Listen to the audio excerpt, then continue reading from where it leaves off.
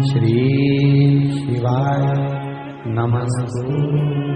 आज बहुत सुंदर सा उपाय है, बहुत सुंदर, शायद आपकी जिंदगी में सबके काम आए, सबके काम आए।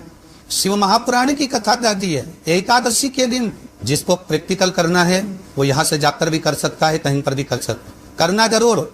कहीं सियोर वाला हमारा झूठ तो नहीं बोल रहा, इसलिए प्रैक्टिकल करते रहना चाहिए। जिसके घर में कमाने वाले दो चार हैं, पैसा तो आ रहा है और घर में टिक नहीं रहा, दफ्तर में, पुलिस है, एक्सीडेंट आदि में, कहीं गलत जगह पर पैसन में अगर पैसा जा रहा है, जुए में, मांसाहार, मदिरा पान, या कहीं आया पैसा आने में कमी नहीं है, आ रहा है पर टिक नहीं रहा, रुक नहीं रहा, कोई मांगने आ लिया दे दिया, पर वहां से अपने पास नहीं आ रहा, अपन कह रहे भैया हमारा पैसा लौटा दो, नहीं आ रहा।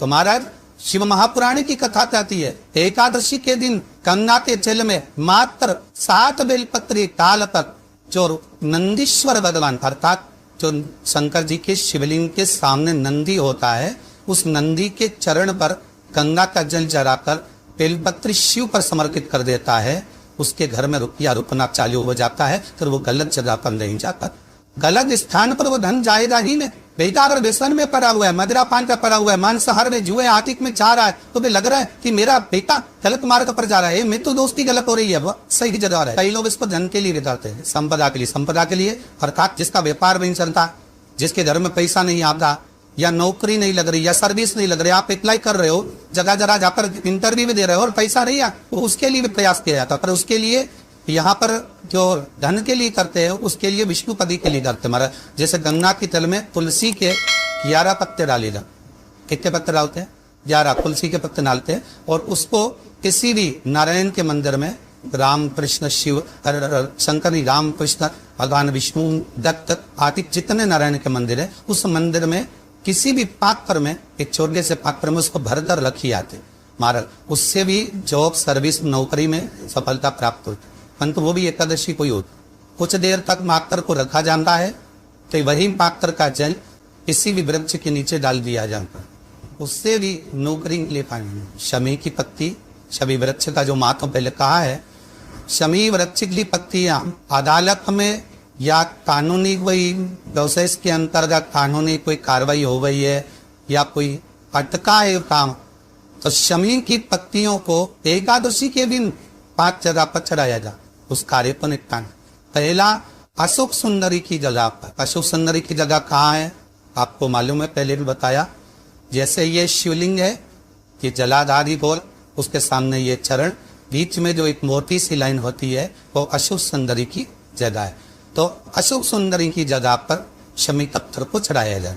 अब शमी पत्थर अशोक सुंदरी की जगह पर एक स्थान, दूसरा शिवलिंग के ऊपर, तीसरा जहां शिवलिंग रखा है, जहां शंकर का शिवलिंग रखा है, उस कटी भाग पर शमी पत्थर को चढ़ाया जाए। चौथा नंदी का जो चरण उभरा उठा हुआ दिखे वहां शमी पत्थर चढ़ाया जाता है।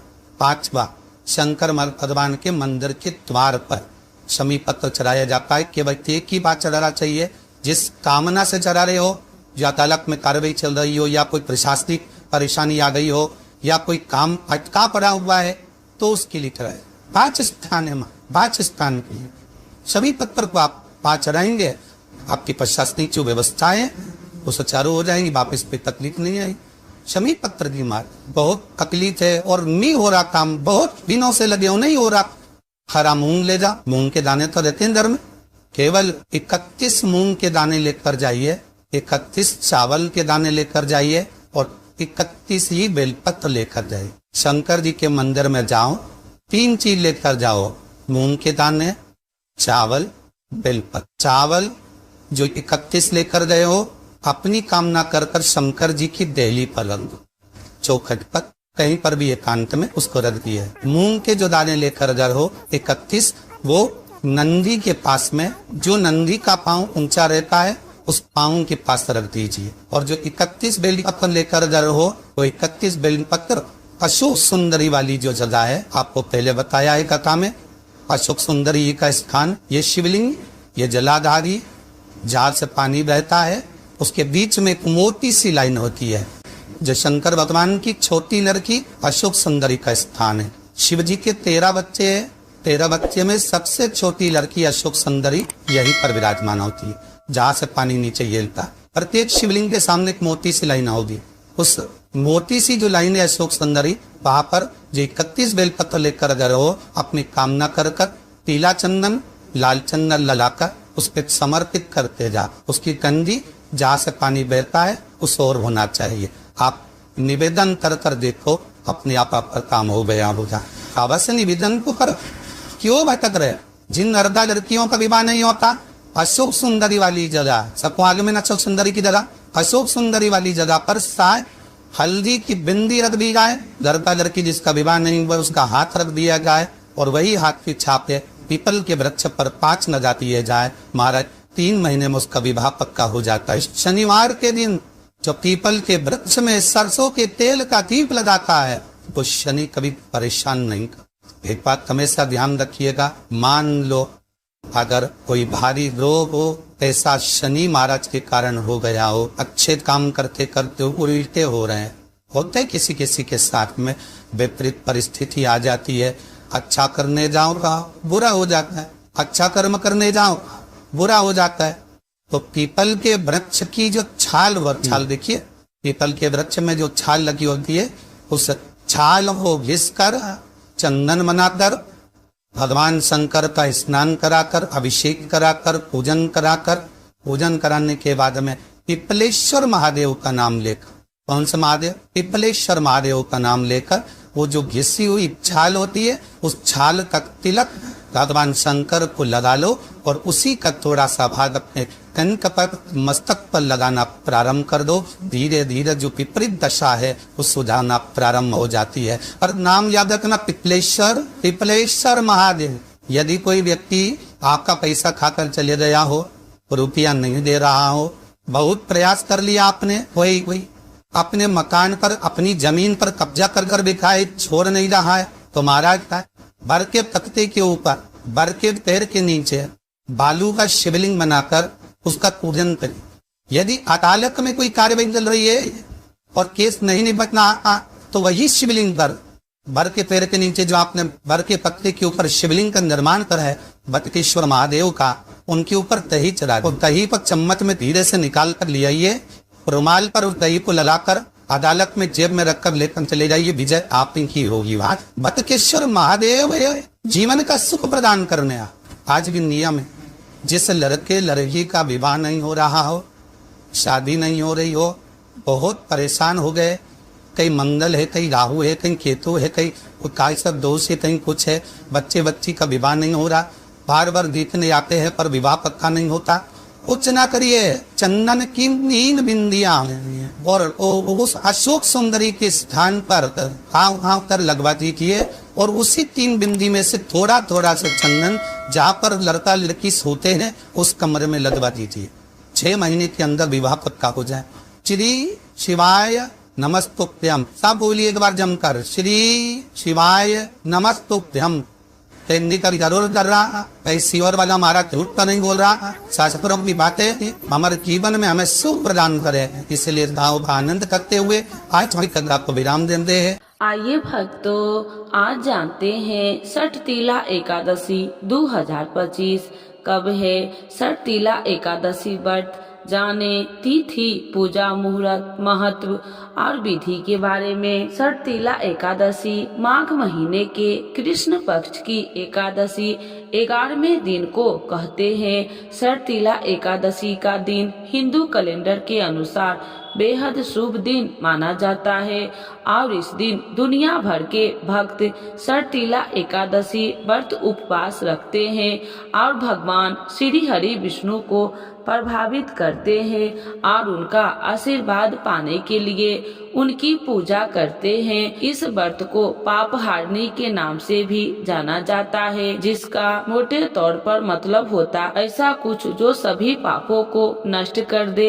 ऐसा माना जाता है कि इस व्रत को रखने से व्यक्ति अपने सभी पापों से मुक्त हो जाते हैं और मोक्ष की प्राप्ति होती है। षटतिला एकादशी के दिन भक्त 6 तरीकों से तिल का उपयोग करके भगवान विष्णु की पूजा करते हैं। षटतिला एकादशी अर्थ ही 6 तिल है, इसीलिए इस एकादशी का नाम षटतिला एकादशी है। सर्तिला एकादशी 2025 तिथि शनिवार 25 जनवरी 2025 एकादशी प्रारंभ 24 जनवरी 2025 को शाम 7:25 बजे से एकादशी 25 जनवरी 2025 को रात्रि 8:31 बजे समाप्त होगी। 26 जनवरी को पारण का समय प्रातः 7:21 बजे से प्रातः 9:34 तक है। पारण दिवसीय द्वादशी समाप्ति क्षण रात्रि 8:54 बजे तक है। सर्तिला एकादशी व्रत का महत्व। हिंदू कैलेंडर में माघ महीने का महीना भगवान श्री हरि विष्णु को प्रिय है, इसीलिए हिंदू धर्म में इस दिन का बहुत महत्व है, क्योंकि ऐसा माना जाता है कि इस दिन भगवान विष्णु की पूजा करने से भगवान श्री हरि विष्णु उनकी सभी मनोकामनाएं पूरी करते हैं। ऐसा माना जाता है कि इस व्रत को करने से कन्यादान यानी सोने का दान करने और 1000 साल की तपस्या के बराबर पुण्य मिलता है। सर्तिला एकादशी में तिल से करे दान। तिल को तिल के नाम से जाना जाता है, इसीलिए इस दिन को सर्तिला एकादशी के नाम से जाना जाता है। सर्तिला एकादशी का त्योहार तिल से जुड़ा हुआ है। तिल के बीज को बहुत पवित्र माना जाता है और हिंदू धर्म में हवन और पूजा के लिए अक्सर इसका इस्तेमाल किया जाता है। सफल अनुष्ठान सुनिश्चित करने के लिए सर्तिला एकादशी 2025 पर तिल का उपयोग 6 तरीकों से किया जा सकता है। पहला, तिल के पानी से स्नान करें। तिल के उपटन का उपयोग करें। पूजा में तिल का उपयोग करें। तिल का पानी पिए। तिल का दान करें।